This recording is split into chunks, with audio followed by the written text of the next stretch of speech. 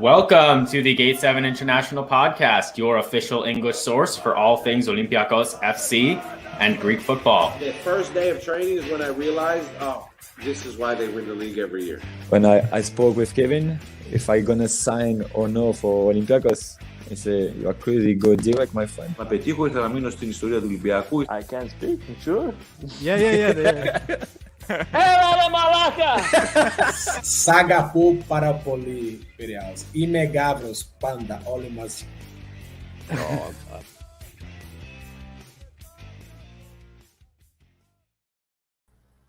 Welcome What's up, guys? back. Oh, you want to go ahead? Go ahead. What's up? Κοίτα να δεις, Λάμπρο. Welcome back, everyone. I'll go first. What a way to start an episode. It's a Tuesday night. It's September 20th. It's freezing cold in Brussels. And thank God for the Russians. We don't have any gas to turn on, so I'm freezing in my apartment. So news came today from Olympiacos that they have their new coach after what's his name? Carlos Corberan bailed. He's gone Sunday night. Was it Sunday night? Yeah, it was Sunday night. And an old name is back. Michel. Michel is back. It's like Dodgeball the movie, like Michel. You know that character? Oh no. Michel in Dodgeball. He's back. No, but seriously. Michel's back. He was like the first one on the list. I feel like he offered himself pre-Corbett on too, but anyway. Here we go, blast from the past. In this time of madness with Michel coming back, I was looking at my old Facebook posts, and I don't know if you guys remember, but when Paulo Bento was about to be sacked, Jordi Dominguez made this long post of how shit he was, and I don't know, like 16-year-old me tweeted or like whatever, Facebook posted like, time for Michel to come back, save Olympiacos. 16, 17-year-old me has gotten his wish. Michel's coming back. I don't know, Adi. First opinion from you? First opinion is, guys, if you haven't done so already, like and subscribe. It's going to be a long season ahead of us, but guess what? Company, Barea always makes everything better. So help us make the Red White community bigger, and we'll get through this long season together. And if you haven't done so already, for you betting guys out there, Gate7INTL, that is the promo code to use at betus.com.pa for a 125% deposit boost. Maybe we can help you guys win some money. Season's going to be long. At least we can help you guys make some money off of it. So now on to the topic that Lambro got right into, the new coach. And of course, guys, there's a new technical director / head of scouting. We have now put those two roles into one, just like we did with the general director and vice president role. Those two were combined together into one as well. And I have to say, look, does this excite me? No, it doesn't. It's not an exciting appointment to me at all.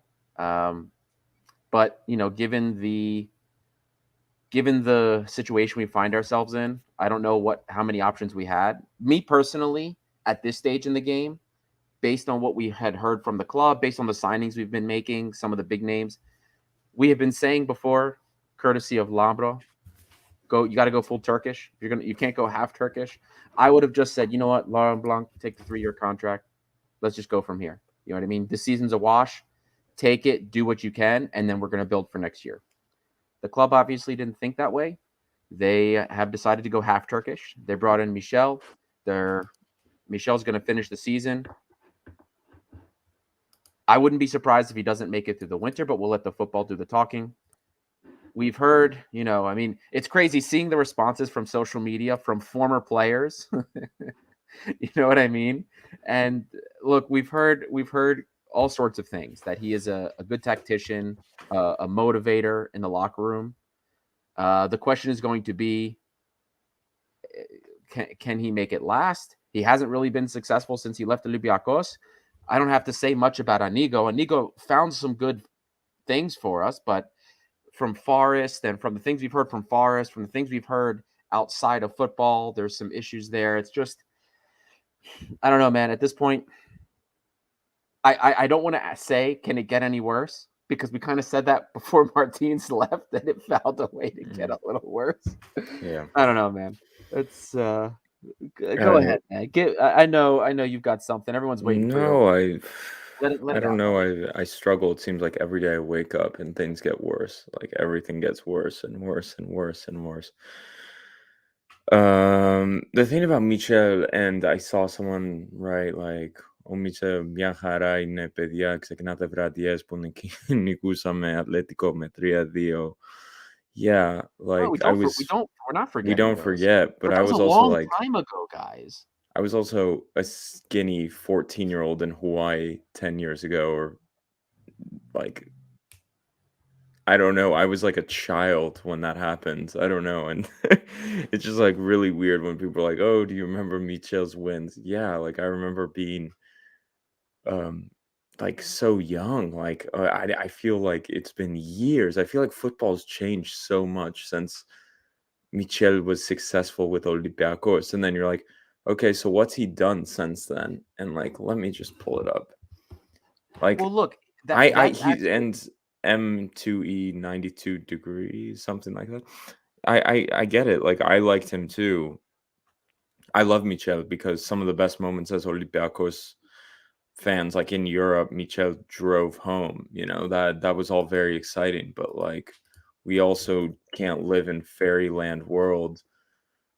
Also, when I type in Michel, Charles Michel from the European Council comes up. look, I'll Brilliant. Hold say on, let me this. I'll say this. The only thing that gives me any kind the thing that gives me hope is what he did before. So like the positivity I have is because I'm hoping we can relive some of the magic he brought us when he was here. But as I've brought up into many of these deep dives, because in a lot of these deep dives, we brought in some of these players that had great careers that are coming to us maybe on the downturn of their career. You can't hold on to the hope of what they did somewhere else. And that was like a little sneak peek from the Cedric Bakambu deep dive is he did great stuff, amazing stuff at Villarreal. But you know what I mean? That was a little while ago and things didn't turn out well at Marseille. So can we expect that the brilliance we saw when he was at Villarreal is going to come back while he's playing with us? It was a while ago. All we can hope for, like that's what we can hope for. I mean, unfortunately, the realist in me isn't sure. I mean, this is a lose-lose situation for a lot of coaches. The one thing we can hang on to, the guy's a legend. So maybe some of the other players will look up to him.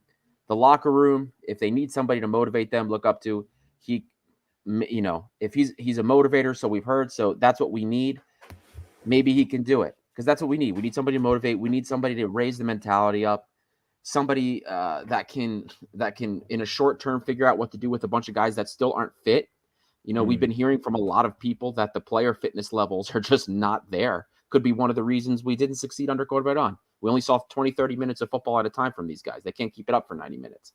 Fitness is garbage. So I don't know, man. I don't know. But there's a really important question here, Lambro. Did you just come from an Eminem concert? Honestly, I don't get it. Guys, everybody's dogging you on your outfit. It's like 9 degrees outside. And I don't know if I have the coldest fucking apartment in Brussels, but I'm freezing here. I'm like full track suited up. Like it is cold. The Russians cut my gas specifically. I don't know what's going on. I'm freezing here. Costa, are you freezing in Brussels? Always complaining, man. It's too hot. It's too cold. No, this, it's that, the other. it's free. I don't like I at least want. Michel was the- 10 years ago. Blah blah blah. Fed up, man. Fed up. Well, honestly, what is life to be if we don't complain? Like, are you really Greek if you don't complain? Or maybe it's the French, side rubbing off on me.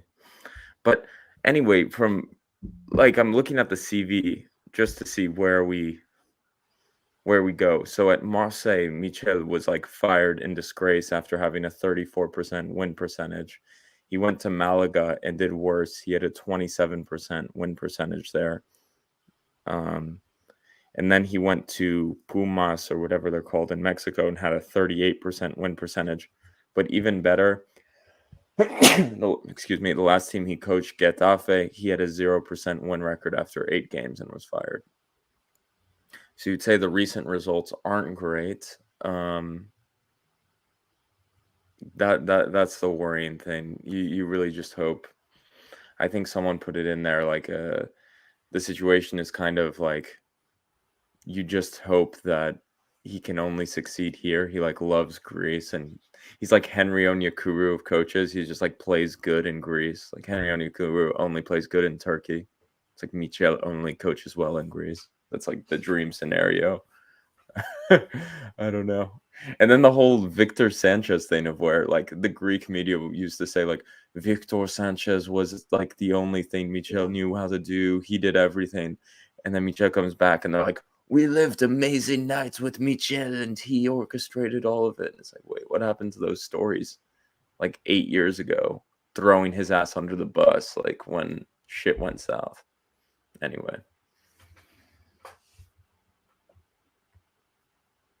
Go ahead, Costa. Well, I was almost lost for words on the last show that we did because I just had no idea where do we go from here. It's a great pod. I listened to it on the plane. It's nice. It's really what I feared to an extent, that nobody in their right mind would want to take this job, at least like what people hoped for. And I'm certainly not one of those people that expected a Thomas Tuchel or a Maro or a Pochettino or whatever. Those were just like made up. Like, who made that stuff up? No, like, it helps people. There are legit people out there that expected us to make those kinds of moves, attract those kinds of managers, and I detect that there is, on the one hand, some malcontent over this appointment, some others that are talking up a lot of his history and what he achieved at the club in the past. It's nostalgia again. Nostalgia hasn't served us well in the past. You look at Miralas' return, Yaya Toure. There are others. You really hope that this one can be different. But let me try and approach this differently, or rather look at the alternatives. What were the alternatives? Ibagasa coming from the B team, Cambiaso, who had less experience than Corberan, Laurent Blanc. I think, Ari, you mentioned Laurent Blanc. Olympiacos has never given a 3-year contract to any manager. Yeah. Never. Ever. And this whole thing about go full Turkish, I get it. But how does go full Turkish end?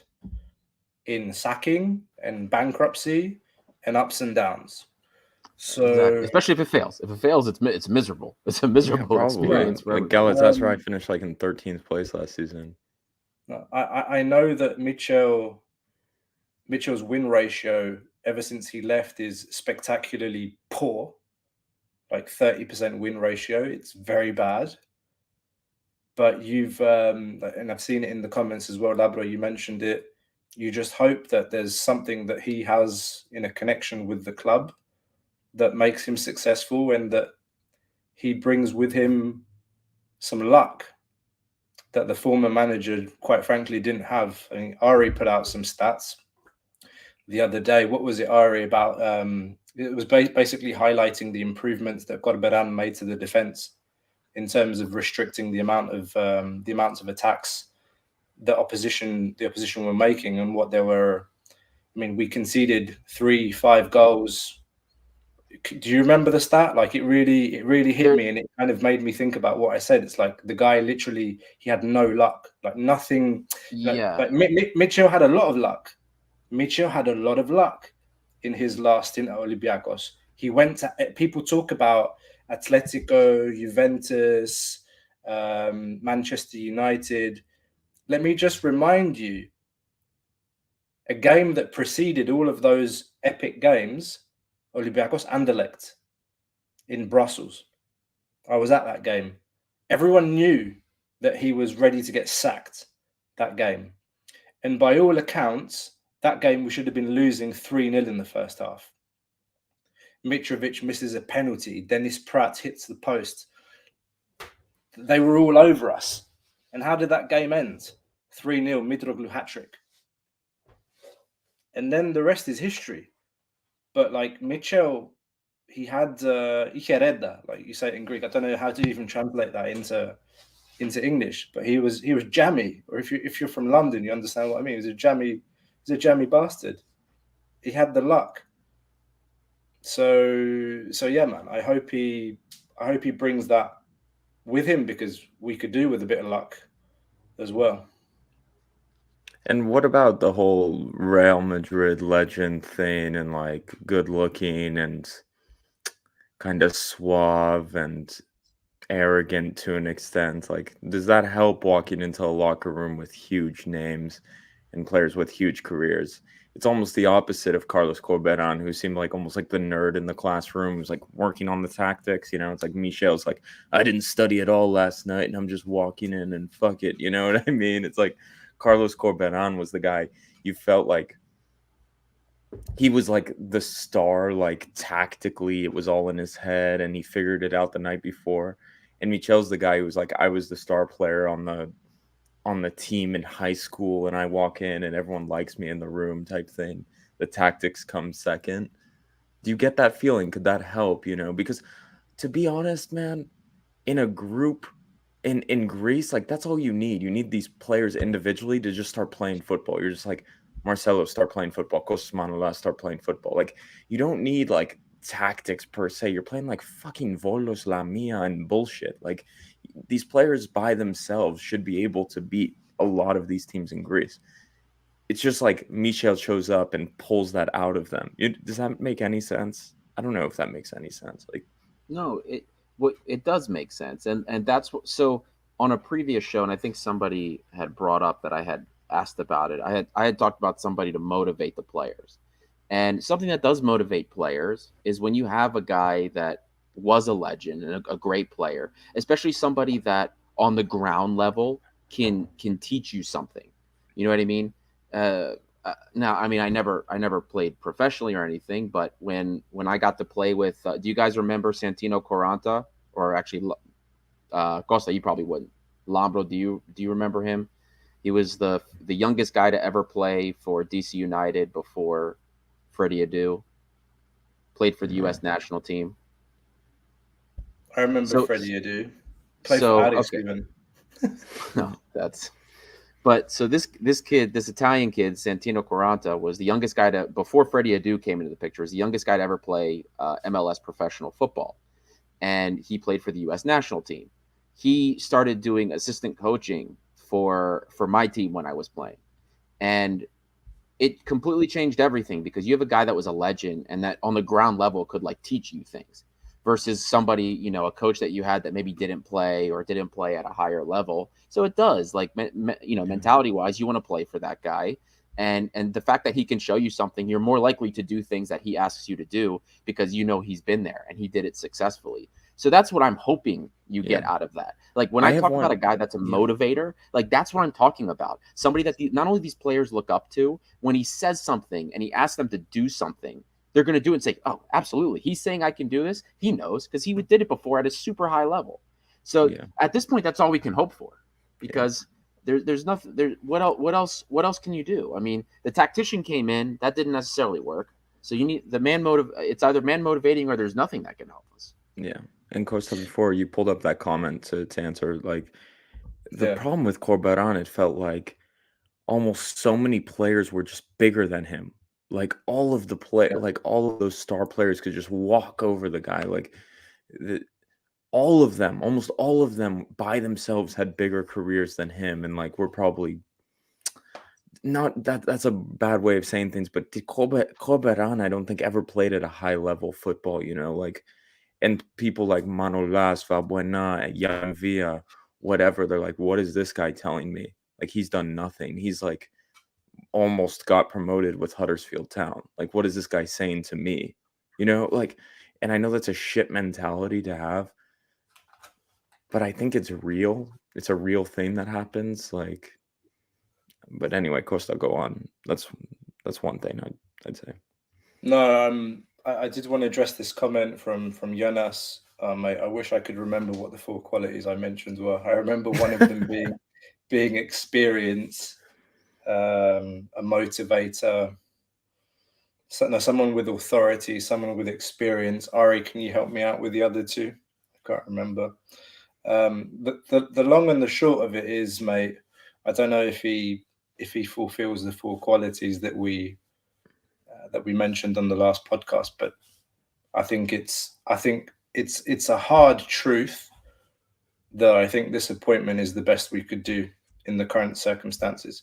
And the question that I want to ask Ari and Labro, following up on the discussion the conversation being instigated now, is about arrogance. Like, we talked about this guy, like, having a swagger, having a strong character, and being the kind of guy that's going to walk into the dressing room and it's like, okay, I'm the star. Yeah. Tell me something, guys.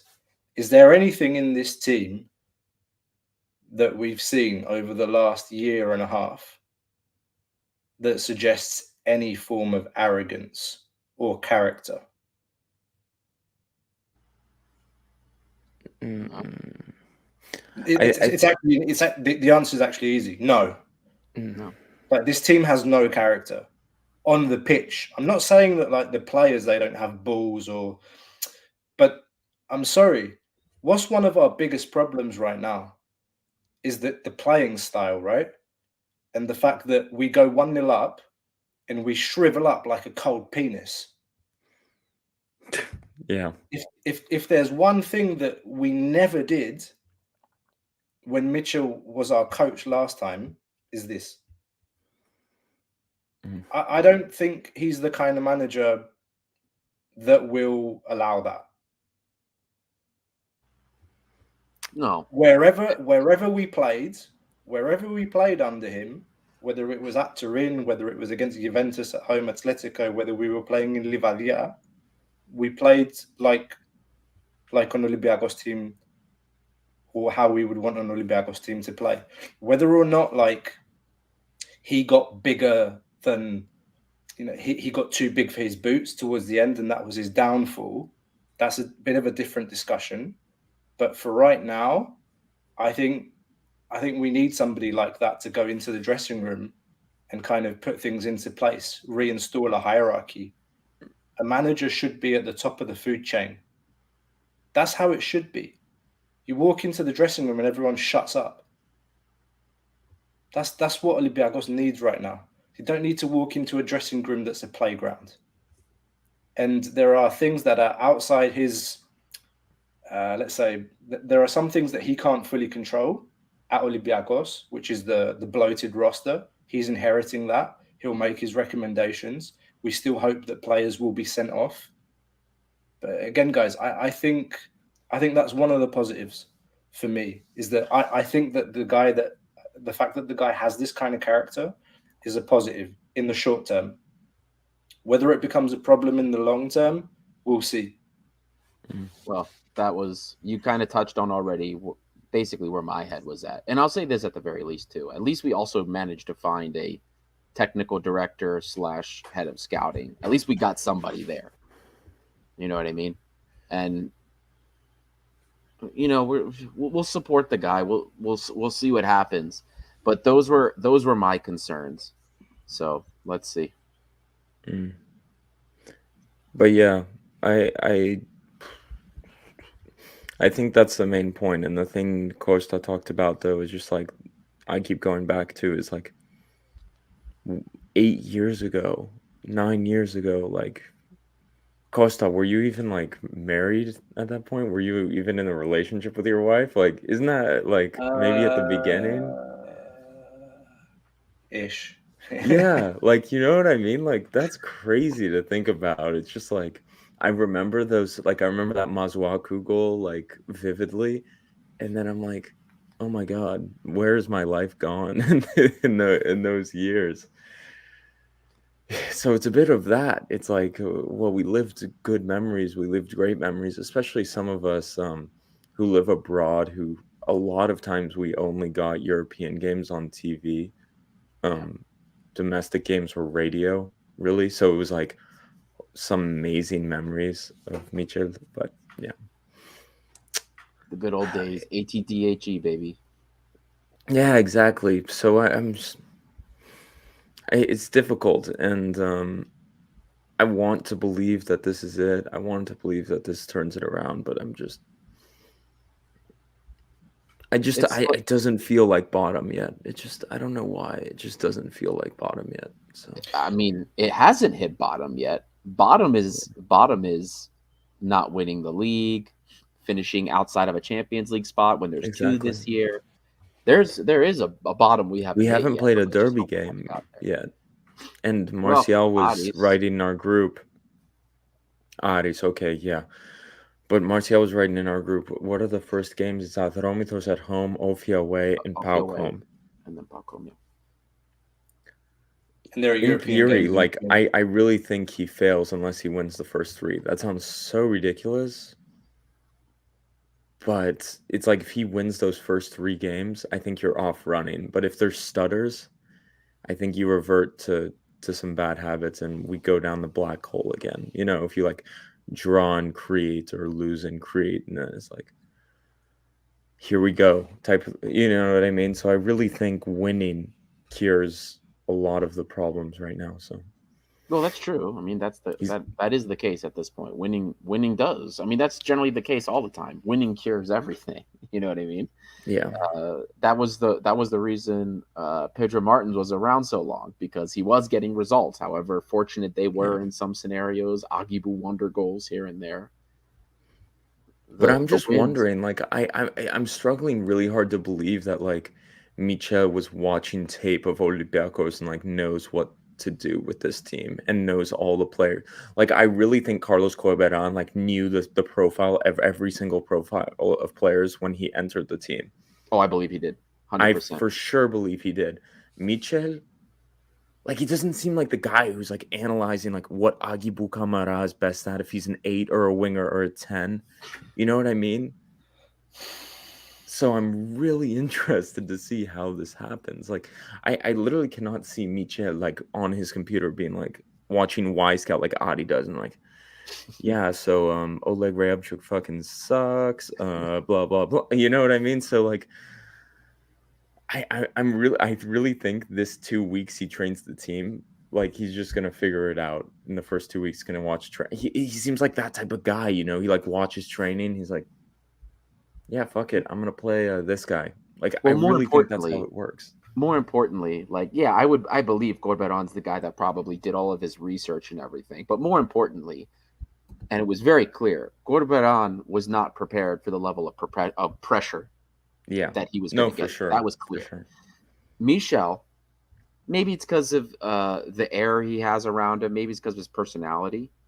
He can deal with that. I don't think it bothers him as much. And you're probably right. He's probably the type of guy that he probably isn't looking on Y Scout or whatever database he has. I bet he doesn't work the computer, like, dead ass. Like, I really doubt. He's probably, but he probably will. He'll probably come into training, see what he likes, doesn't like. And that's, who knows, man. But have you seen Bukalakis will probably be included more in that starting 11. Did you see some of those social media posts? Yeah, man. Oh my god. No, but you know the funny thing is Michel did that for years. Like Roberto, Chori Dominguez, like all of these guys, they would always like post on each other's Instagram. I used to remember seeing it all the time. Like, he's like, how are you, big man? Like, you're the best. Like, he's so clearly like one of those guys who just became friends with people, you know? And even under his Instagram posts, like him with his wife or his sons who are footballers as well, I think, like you'll see comments from random Olympiacos players like, you're the boss, you're the best, like blah, blah, blah. It's really odd. Like, it seemed like a lot of players loved him. Like, they got on really well. I know Chori Dominguez. That Spanish macho culture. Yeah. And Sport 24 did that interview with Chori Dominguez, who was like, he was the best. Like, I loved him, blah, blah, blah, blah, blah. So, I don't So- know, man. Like a lot of nostalgia is coming out now. Do you think that he fulfills these 4 criteria? Thanks, Jonas, for reminding us exactly what they were. I'm actually looking at them now, and I think authority, maybe authority lacking, or it's a complicated one. That I think in the short term, maybe. Long term, don't know. But the It rest, depends on the definition, like how you define everything. Like authority, is he going to command that respect? Yeah, probably in the short term. Inspires from what we've heard. Yeah, that's how people seem to see him. Experience. Well, experience. Yeah, he was a great player, and he knows how to get to ready. Yeah. yeah. But you can see the club talk themselves into this, right? Like you can see like the path is so clear. It's just like this guy knows where he's coming.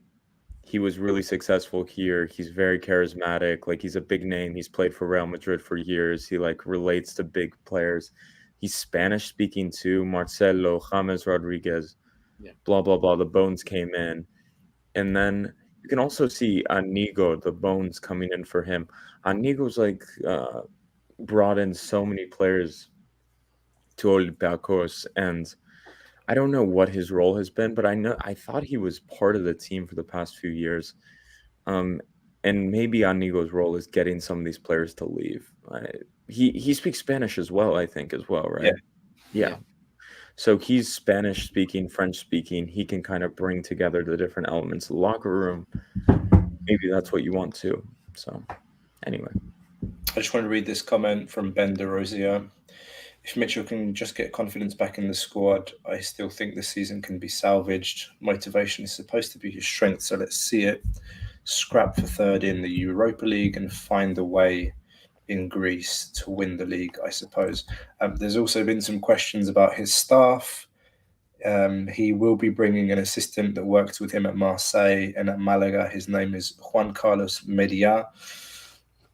Don't know much about him, to be honest, guys. Is Victor Sanchez coming back? You always heard a lot of rumors about his assistants, Victor Sanchez being the mastermind, scouting, analyzing opponents, etc. And then obviously Victor left, and Alcorta came in the second full season he had, and it didn't go as well. So there will be lots of attention on his technical staff. I think Christos Mourikis will always be the guy doing the fitness. He'll still be around. First training session tomorrow at 6:00 Greek time in the evening. So that's when he'll be speaking to the players for the first time. There were some rumors about Fuster, right? Don't think that's happening. Okay. I don't get why not.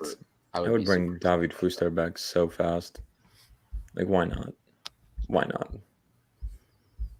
I don't know. There's also some I just want to address the confidence thing. I think Ari alluded to it as well. Is one thing the manager coming in and being able to try and boost the confidence of the players, and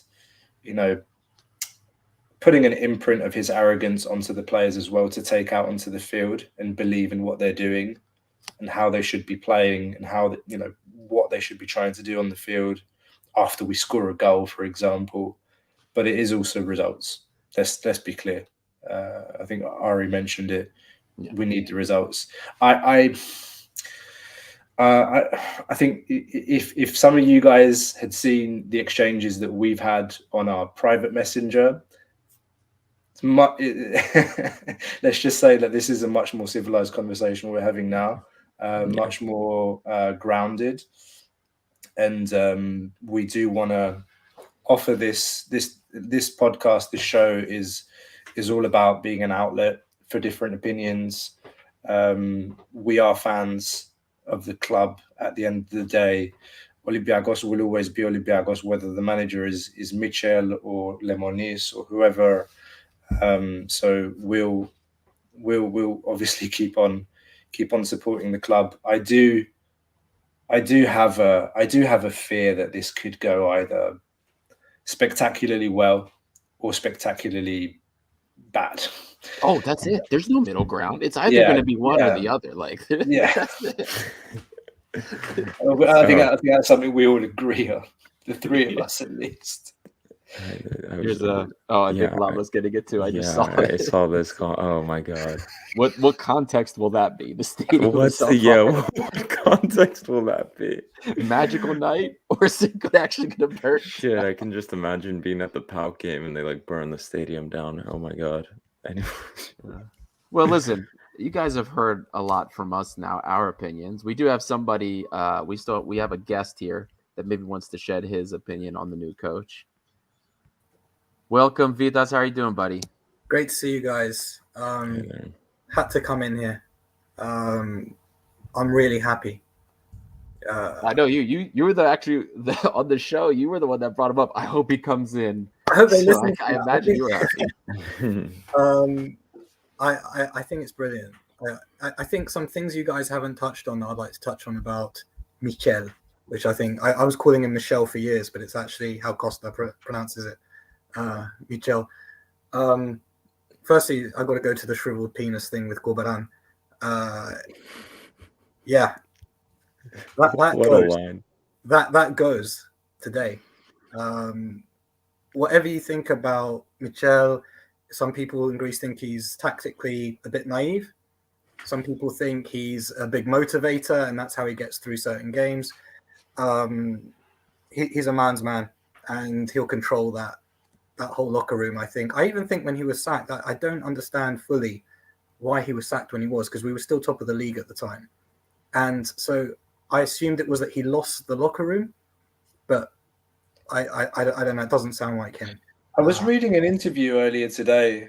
I think Michel was talking to this. He gave an interview to the Spanish press after he was sacked, and he said that it was something about like the team wasn't playing as well as like he wanted, or as well as the president wanted.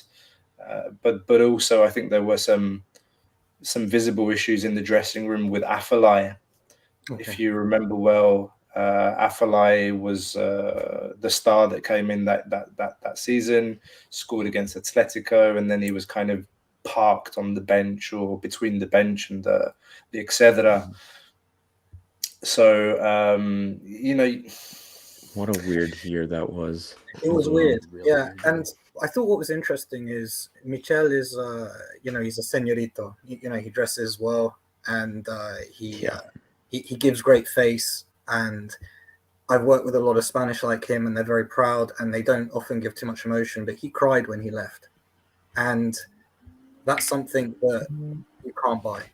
He had a connection with Olympiacos in Greece. This guy, and that's rare. No, we've had a lot of coaches that don't bother going into culture too much. I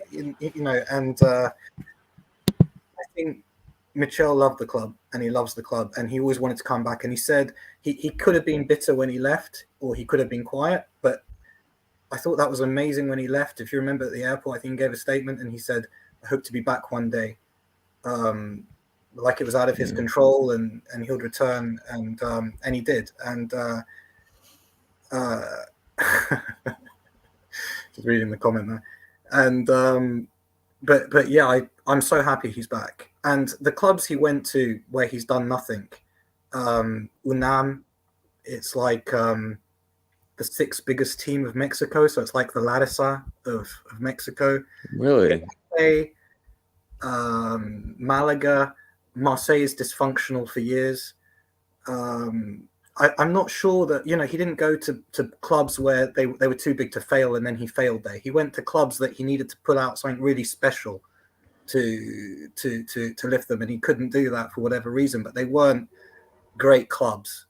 I mean, people have been running from Marseille for years, and the other clubs, I don't think they were much. So I think I'm just going to concentrate on what he did at Olympiacos, and hope that if he just brings a little bit of that, even half, we've got some stability. There's someone at the steering wheel. Finally, we're not just going down the river, bumping on the sides. I think Paul Corberan, he was out of his depth completely. Events got bigger than him, and I think I can relax now with Olympiacos for a month or so, just knowing Michel's there, knowing he's looking after everything. I'm happy. And I think we got a tendency as fans to overanalyze, like, saying, is he looking at videos and stuff? And I think a lot of coaching is that, and you've got coaches who specialize in watching the videos after games, but the power of motivation is massive as well in football. Massive. It's massive. It's the other side of the coin. Just being able to get the players to negotiate with them, to motivate them, and I think he's brilliant at that. Yeah, and I actually, with what you just said, Vitas, about the motivation aspect of it, there was a comment here from Hussein.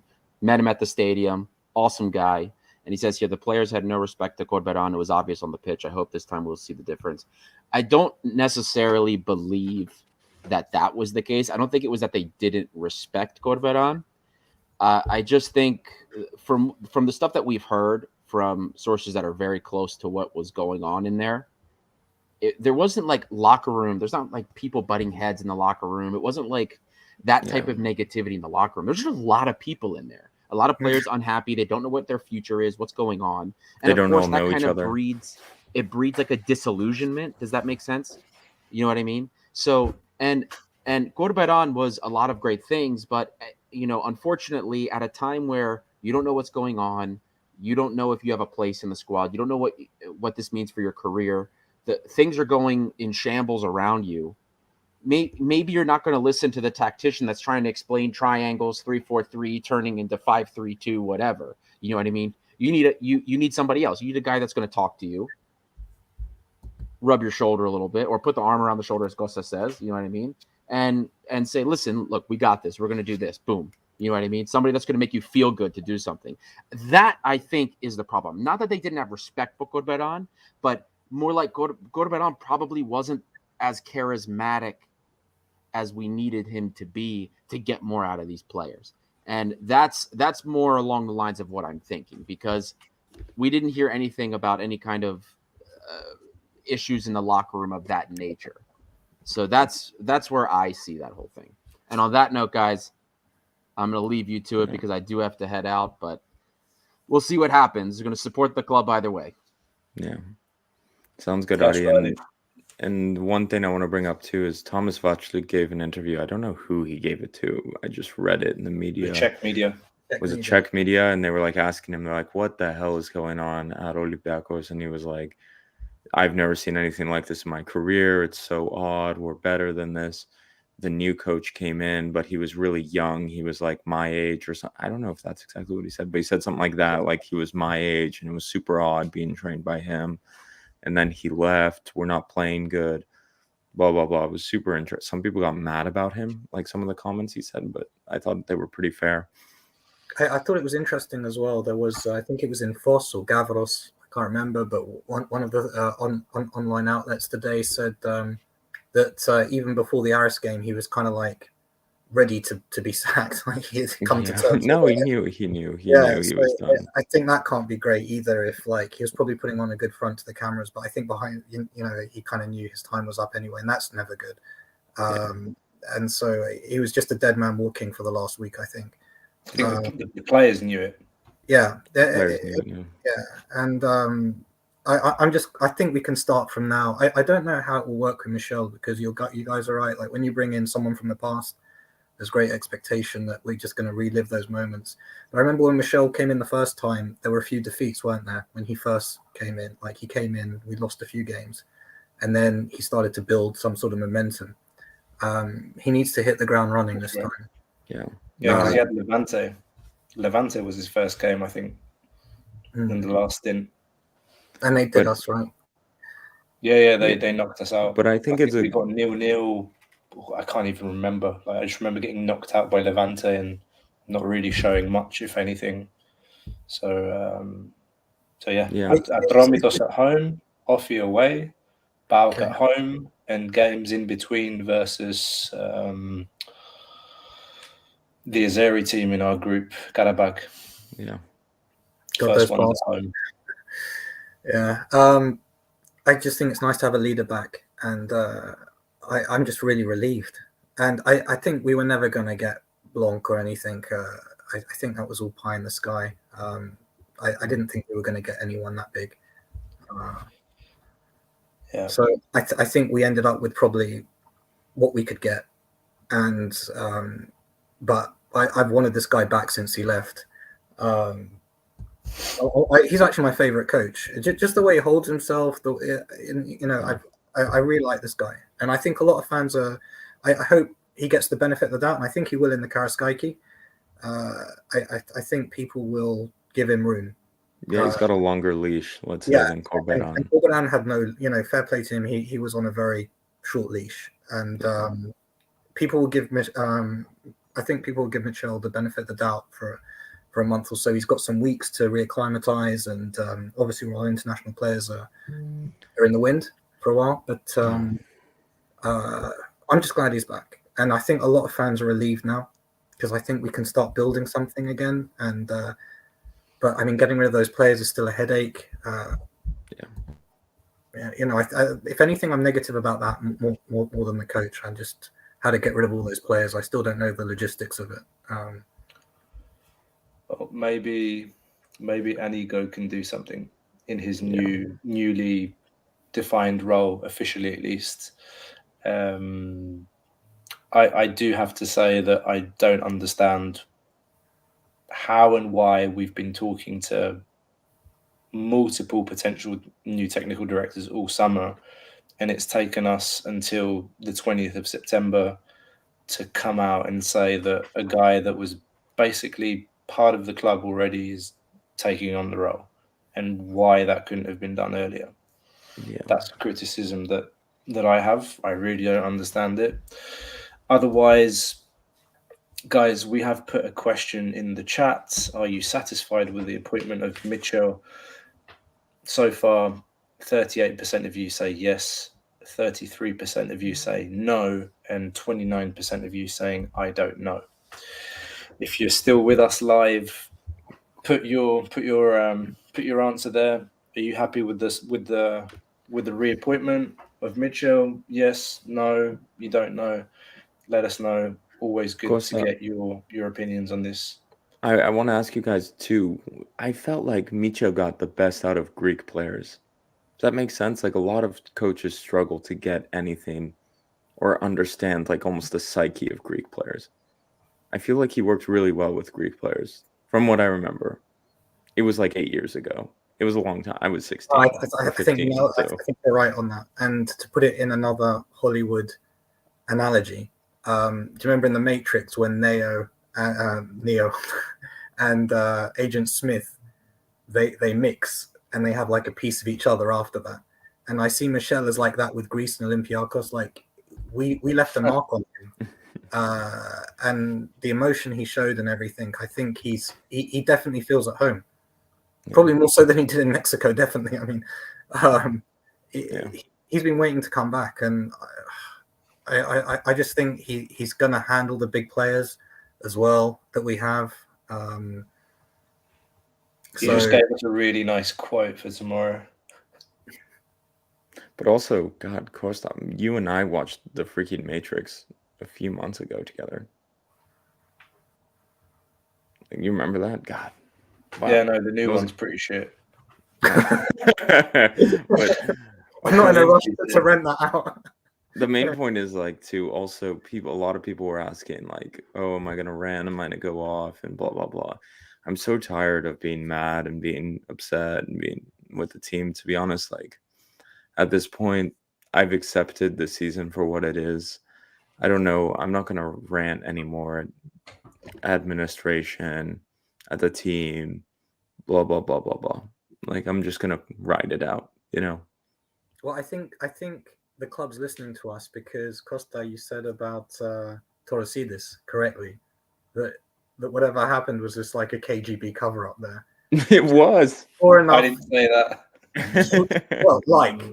And sure enough, this morning there was an announcement that it didn't work out from that game that we lost to was it 4-0, and he was gone after that. So they are listening to us. They're answering the questions we're asking, and I think it's I mean it could be worse. I mean it could be like Savidis and Pauk, where nothing happens until he sets foot in Greece again. And even then, it's like, there's a massive disjoint between him actually turning up in Greece and anything happening at that club. Whereas I think what happened actually is a bit like that this summer. I think Marinakis has a lot of things going on, and maybe the final decision was his on a few things, and they could only be put into motion when he had the time. Yeah, I mean, I think whether we like it or not, the whole shake-up internally at Olympiacos, the Nottingham Forest story as well, it's had pros and cons, and I think Nottingham Forest has been a distraction, big distraction. I've positioned myself on this plenty of times on the show, and I fully understand it. It's like when you have that opportunity in the Premier League, then I understand there's some, shifting priorities, whether we like it or not. It's just, it is what it is. And it's been to our detriment. Now, whether or not, like you said, the president's had to make those decisions, normally it shouldn't be him. Olympiacos should have someone like Dane Murphy running day to day.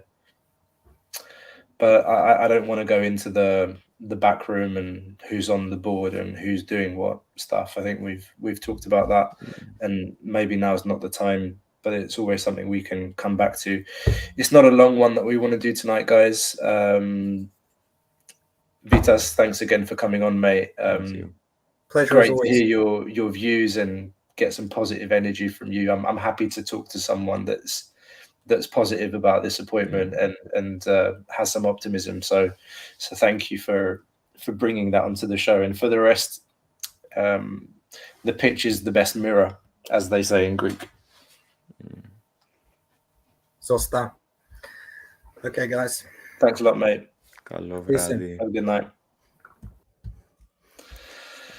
I'm just seeing now on Sport FM that Martial's tweet exchange with Mathieu Dosevi's gone viral in the Greek media. The one where he said Dosevi was quite logical, actually.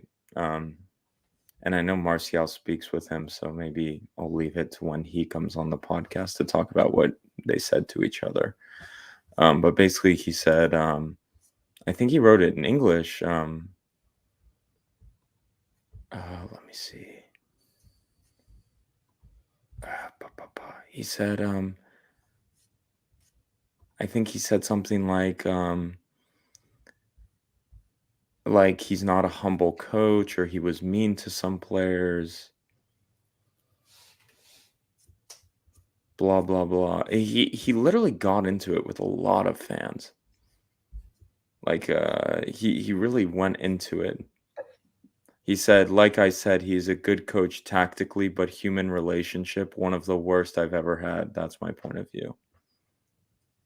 So, I just kind of also from what we've heard, I think one of the complaints from former players was that he focused a lot of attention on his starters, but didn't give so much attention to the role some of the more players. fringe players, which you need at certain moments during the season. But okay, honestly, I don't have the best opinion of Dosevi as a player or Gaetan Bong. Yeah, Gaetan Bong also said when he was going to Marseille, they said you need to have hair gel and mirrors ready for the guys. Some really provocative shit. Yeah, it's like the thing is, when you're a guy like Michel as well, and you kind of, I get the whole arrogance thing can be annoying. But he also played 15 years for Real Madrid. Yeah, can you imagine if you're a guy like that and you sorry, but Mathieu de Seville and Gaetan Bong turn up in front of you, just who are you? Yeah, I kind of get it. The guy played 500 games for Real Madrid. He was club captain. Yeah, he was a club captain at Real Madrid, when they were Galacticos, before the Galacticos. So it's kind of hard to tell him anything, really. And that's we've already talked about that today. It's a good thing, but it can become a problem. Yeah, but I also want to just say something about the Greeks. You mentioned, Kostas Manolas peaked under Michel. It's before he moved to Roma. Kostas Fortounis came into the club and was Churi Dominguez's understudy under Michel. Siovas, I thought Siovas also was really coming into his own under Michel as well. Bukhalakis was 21, I think, when he came in. I don't really remember him having. I think he had a lot of injury problems. But yeah, it would be nice. Nikos Vergos, even Nikos Vergos got his professional. I want to say his professional debut at Old Trafford under Michel. Yeah. Will we see more coordination with the academies? And we know that Anigo used to have a role in the He academy. ran the academies, didn't he? Apparently, we didn't really know much about it, but now him becoming Like the technical Kinkue director. and Dabo stuff, I know was with Modesto, but I think he played a role in that supposedly because, yeah. Also, DB Keita in the Spanish market, he may have. Yeah, you I don't mentioned know. you mentioned Dabo, Keita. I think even Agibu. Like, okay, we know Inigo was involved in Valbuena and El Arabi signings. Yeah. Maybe it's a good thing. Yeah. We have to see. But also, maybe he can get players out too. I think the biggest problem has been getting players out. So maybe he can be the purveyor of bad news and basically tell some of these guys, like, okay, time's up. It's time to go. And he can get them out the door. Yeah. I mean, should we wrap things up? Yeah, I have an early morning. I want to share some last thoughts. Okay. So to some people, this move is a step back. It's a blast from the past. We're going back in time. Just some thoughts that I had earlier that I wanted to share. And the first thing I want to say is that sometimes you have to take a step back to move forward. I think the club's in a constant state of evolution in a country that has little to no footballing education or pedigree. And the reality is as well that Olympiacos always goes through cycles. I think any team goes through cycles of good years and some not so good years. But the last 4 years we've had a stability that is unprecedented. First of all, because we've never had a manager for so long. We evolved as a club on a European level. Then COVID hit. We made mistakes. The main mistakes that we made were regarding the selling or the not selling of some players, which didn't know how to sell players. It's still something that we're learning. And I think those mistakes are coming back to bite now as well. It explains why the roster is bloated, why the squad is so big, because we never sold those players. But yeah, guys, we have to try and remain optimistic. We're turning the page again. It's the third manager on September 21st now. Michel Gonzalez will be announced as Olympiacos' new manager tomorrow. He will hold his first training session. Those are just some last thoughts that I wanted to share before closing today. Yeah. Anything to add? No, the main points are I'm not super excited with the transfer. I'm trying to talk it up, or transfers, the coach. But again, it's a little bit of like, what else was out there? What else could we have done? We needed the coach like today. We needed a signature today, basically. So the players had the day off the past 2 days. But we needed a player, or we needed a coach, basically, to do training tomorrow. So, okay, let's see what happens. There's some light at the end of the tunnel, but we also have to remain realistic here. Not everything can change overnight. Let's see. We've got a couple of weeks now, international break. Guys, do like and subscribe if you haven't done so already. Liking doesn't cost you anything. Subscribe to keep up to date with new content. We will be speaking with Nottingham Forest fans at the weekend. Mr. Dorr, for those of you that don't follow him on YouTube, he's a big YouTuber for Nottingham Forest, friend of ours that we've talked to before. He hasn't been on our show, but we've been on his. He'll be on our show on Sunday. That's a good opportunity to catch up with Nottingham Forest fans. Been lots of talk over the summer. You can get to ask your questions to Mr. Dorr about what's going on at Nottingham Forest. How do they perceive things, with Olympiacos? Whatever questions you have, you can put to him on Sunday. Fire their manager? Are they going to go get relegated in last place? These are all questions you can ask. Anything goes. So don't forget to like and subscribe. Keep helping us to grow the community. If you haven't seen, we also have a giveaway on our Instagram, a Marcelo jersey. Head over to our Instagram, check out the pinned post, follow the instructions, and enter the competition. That's all we got today, guys. Until next time, we're Gate 7 International by the fans, for the fans. See you next time. Good night.